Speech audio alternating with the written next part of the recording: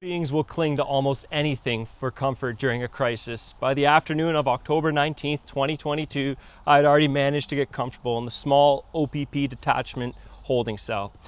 I knew the walls. It felt safe. Then the officer walked in and told me I was being moved to Sudbury City Jail because there weren't set up for overnighters at the OPP station. A massive wave of panic hit me right in the chest. The 20-minute ride across Sudbury felt like an eternity.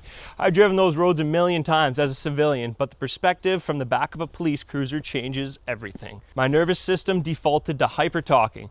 I peppered the officers with questions, trying to mine any data I could to survive. How long will I be here? Is this going to be public? What's jail like? Sudbury City Jail intake process is designed to completely erase who you were on the outside. It felt like I was being drafted into the military machine against my will, but with zero pride of service, only a deep and suffocating pit of shame, guilt, and sorrow. They handed me the iconic orange jumpsuit. Then came my first strip search. If you have never experienced that level of forced exposure under institutional lights, you cannot comprehend the utter fear and humility of that moment. The female officer who processed me showed a rare moment of humanity, thankfully. She looked at me, saw that I didn't belong in those surroundings, and told me, do everything you can when you get out to make sure that you never come back here. She put me on a cell block with individual cells rather than a shared range, which was a massive relief.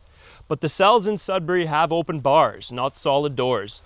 The range was incredibly loud. The guys next to me seemed to be, anyways, regulars. The guards knew them by name. My cell walls were covered in old drawings and scratches. Standing there, looking out through the iron, I heard it for the first time. That heavily metallic thud clack of the door locking behind me. Then, you're alone. Alone to watch the guard do their checks every 15 minutes, the only concept of time you have left. Alone to finally drink water freely from the cell sink for the first time since your arrest. But then your brain starts projecting your future. None of it was good. When I sat on that concrete slab with nothing but a blanket, my mind couldn't find a single shred of hope. I looked at the wreckage of my career, my relationships, and my reputation, and I came to a definitive conclusion that there was no way out. That night, I sat in a cell and systematically planned how to end my life. I'm incredibly proud to share this specific part of Mental Health Month because the truth is, for the very first few months after my arrest, I'd completely given up, and I was not planning on being here today, and you couldn't have convinced me otherwise. When I finally laid down on that hard concrete bed, it was uncomfortable to say the least. I didn't have a pillow.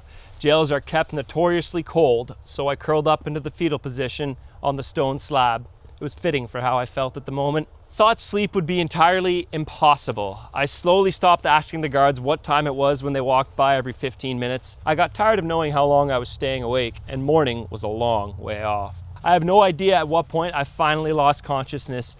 The sheer emotional turmoil completely exhausted me. That was something I have never considered or experienced before. I had no idea how much physical energy, raw emotions, and feelings drain out of your body.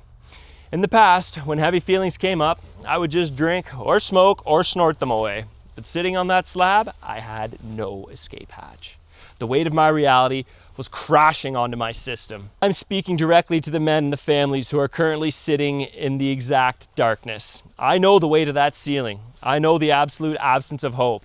But I promise you, the story does not end on that concrete floor. It gets better if you do not give up. Your defense lawyer is there to file legal motions in front of a judge. They do not manage your mental health baseline, your psychological paralysis, or your family's dynamic survival while you are off the grid. That infrastructure must be installed.